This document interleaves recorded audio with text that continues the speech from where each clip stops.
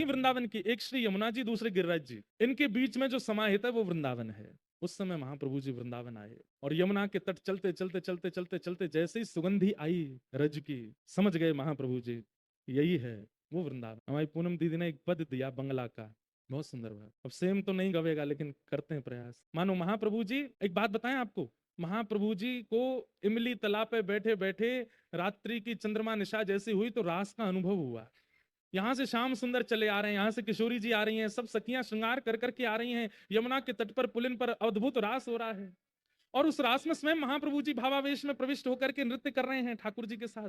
वे तो राधा भाव में निमग्न हो जाते थे, स्वयं को किशोरी जी भाव में, उन्होंने प्रार्थना की थी कि राधा भाव विरह भाव मेरे चित्त में आवे। रास का अनुभव हुआ और रास करते करते करते महाप्रभु जी को क्रोध आया थोड़ा सा। कैसे? महाप्रभु जी बोले, जय जय, आपने द्वापर में जो रास विहार किया उसमें एक पक्षपात किया। क्या?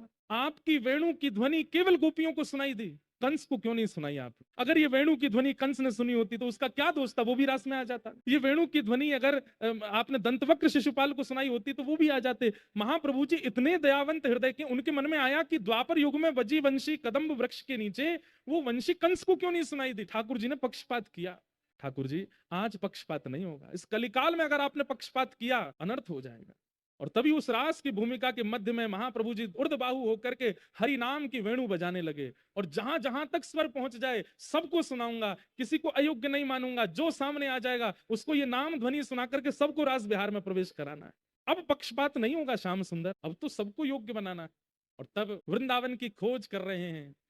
केवल यमुना जी और गिरिराज जी ये दो संकेत हैं और कुछ भी नहीं दिख रहा है, सब विलुप्त हो चुका है। वृंदावन ने अपने आप को भीतर अंतरंग रूप से अपने आप को छुपा लिया है। देखो देखो, बोलो बोलो गोपेश्वर, कोथाय अमर प्राणेश्वर, बोलो बोलो गोपेश्वर, कोथाय अमर। गोपेश्वर महादेव को देख करके कहते हैं, अरे बोलो गोपेश्वर, मेरे प्राणनाथ गोपीनाथ कहाँ हैं?